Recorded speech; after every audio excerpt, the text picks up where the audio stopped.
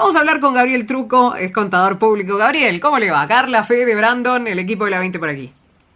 ¿Qué tal, Carla? ¿Qué tal, Federico? Bueno, un placer estar en contacto con la audiencia de una radio tan importante para nosotros. Gracias, Gabriel, a usted por estos minutos.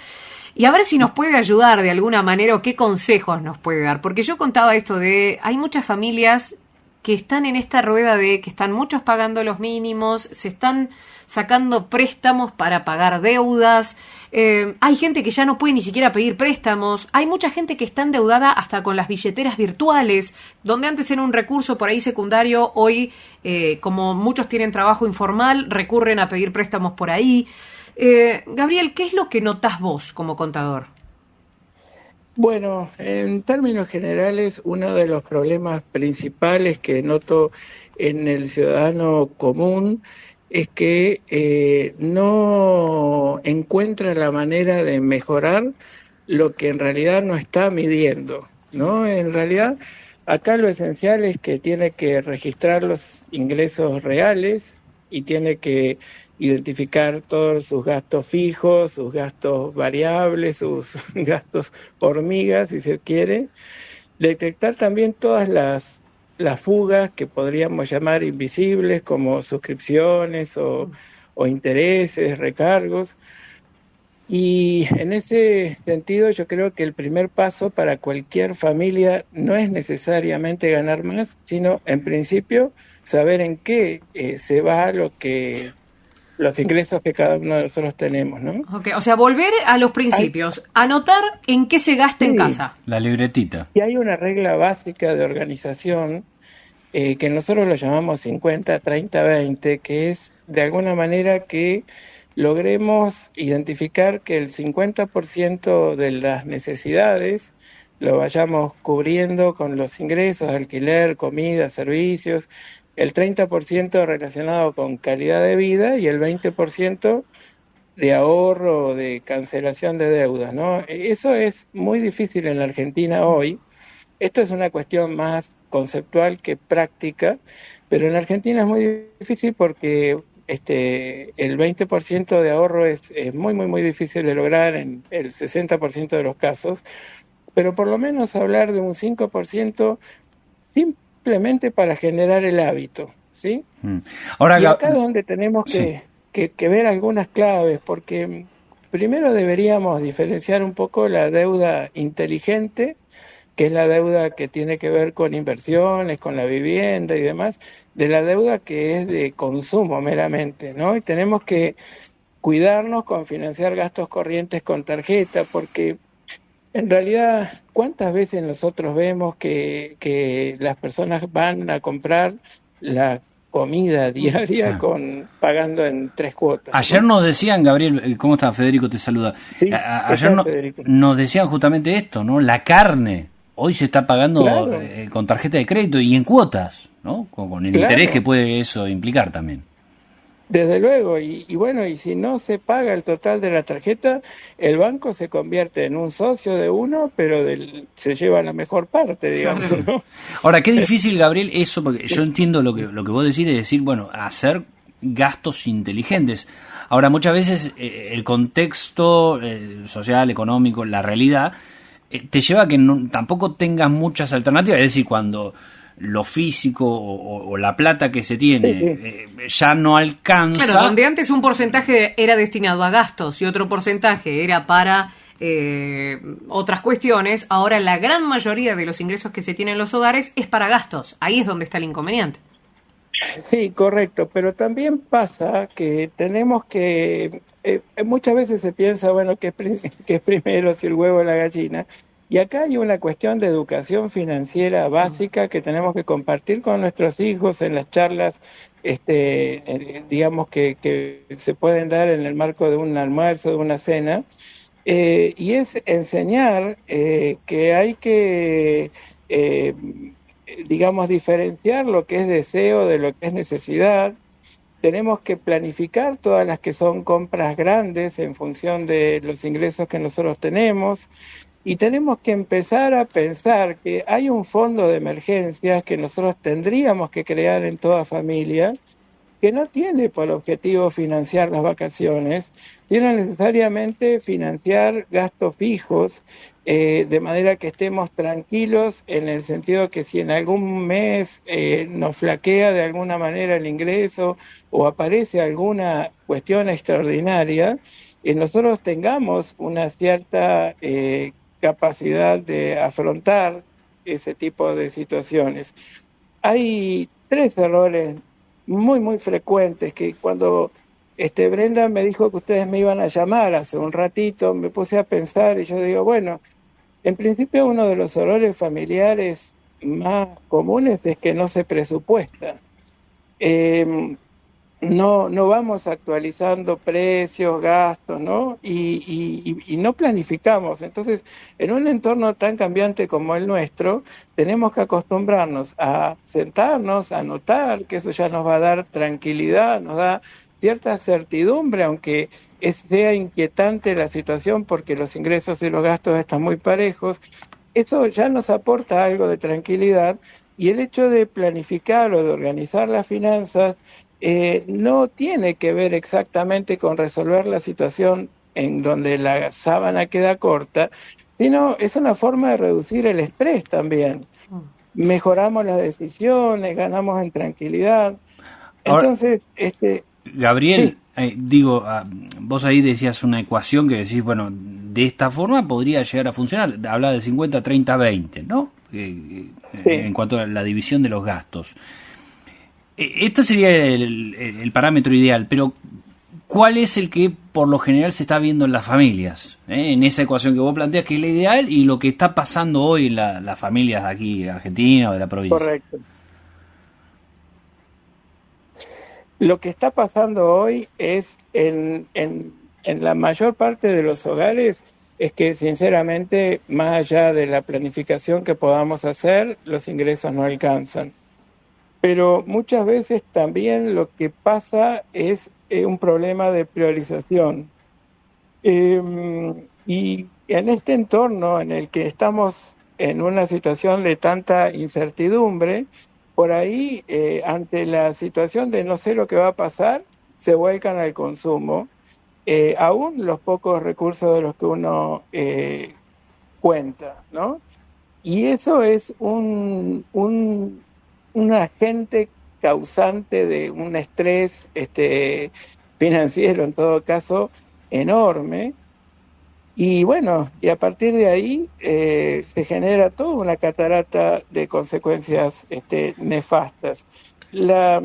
Hoy en realidad la verdadera riqueza no está en tener o un auto nuevo, o una computadora nueva, o un celular nuevo, sino en dormir tranquilo. Y esa es una priorización o una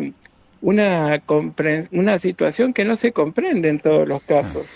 O sea, Gabriel, estoy pensando... Las finanzas nuestras de nuestra casa es básicamente una irresponsabilidad. Tal cual. Y eso es una cuestión que los que somos padres, madres de familia, tenemos la obligación de transmitir como valor, como conducta a nuestros propios hijos. O sea, en base a lo que nos decís, no es que solo es un problema de falta de ingresos en todos los hogares, o en muchos hogares, claro, mejor dicho, sino derivado de esto hay encima una mala organización.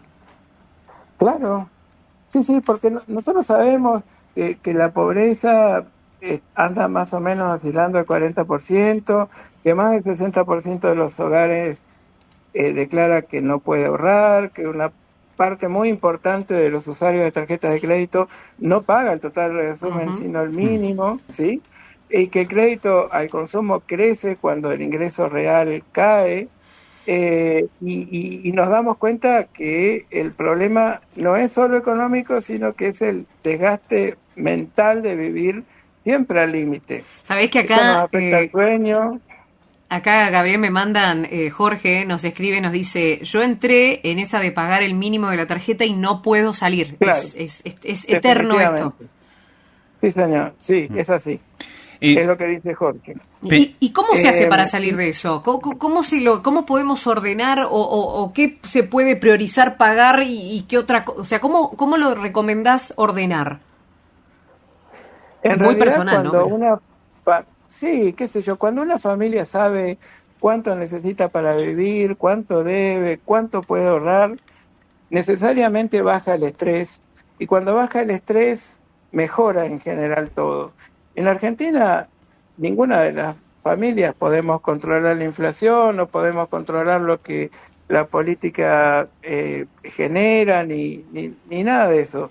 Pero lo que podemos hacer es recuperar de alguna manera el poder sobre nuestro metro cuadrado en términos de finanzas, ¿no? Pensaba, Gabriel, Y eso es, cómo combatir también el gasto hormiga, ¿no? Muchas veces que se dice esto de un claro, poquito por acá, por allá, y que al final del mes se termina convirtiendo, en un monto o un porcentaje muy importante de nuestros gastos.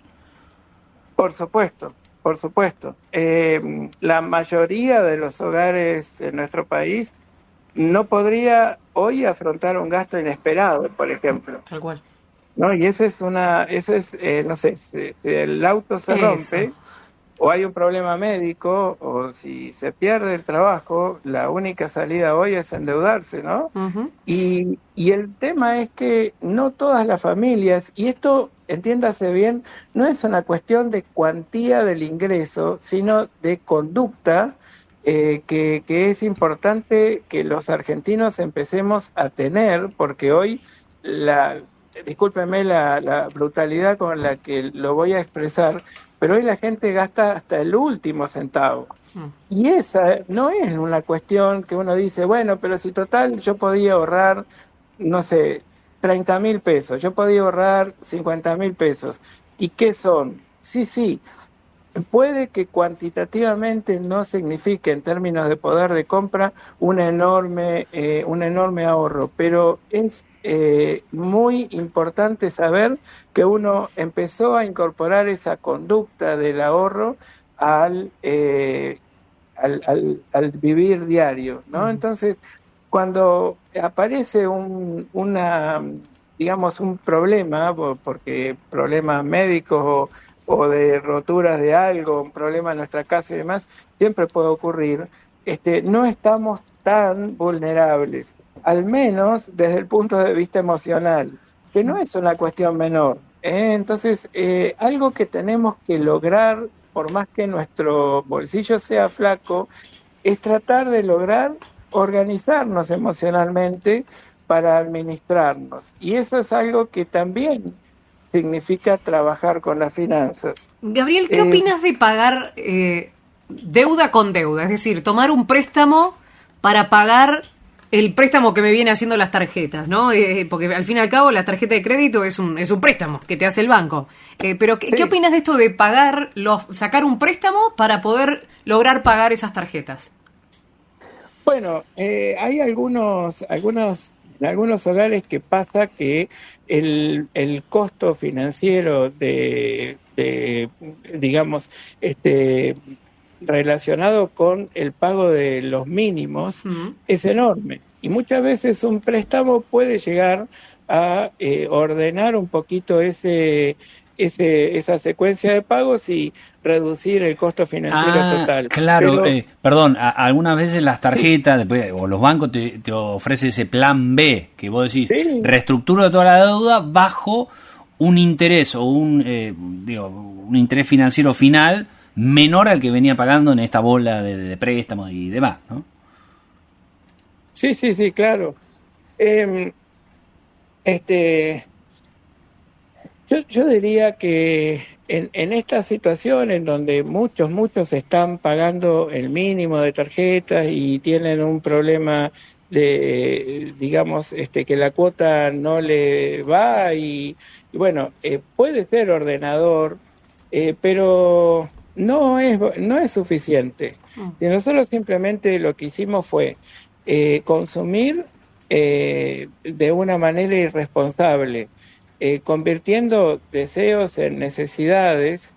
Después tenemos que darnos cuenta que esa es una consecuencia lógica, que después no nos alcancen los ingresos. Entonces, tenemos que ser fríos y, digamos, sinceros con nosotros mismos, y todo volcarlo a una hoja de papel. ¿Saben lo clarificador y la certidumbre que le brinda a una persona cuando vuelca una hoja de papel y puede visualizar la locura que significa tal vez aspirar a cambiar nuevamente el celular o a comprar una ropa que no necesita o unas zapatillas que no necesita? Entonces, en los hogares yo creo que la educación financiera es bastante sencilla.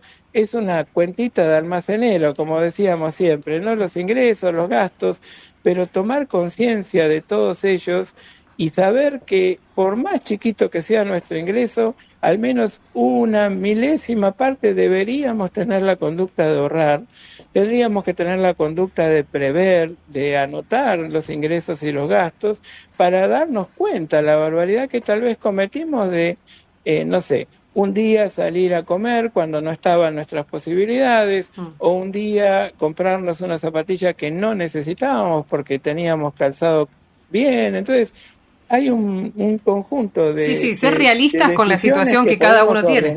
Exacto, ser realista con la situación, con los ingresos que tenemos, con los gastos necesarios que hay que hacer, o cambiar muchas veces.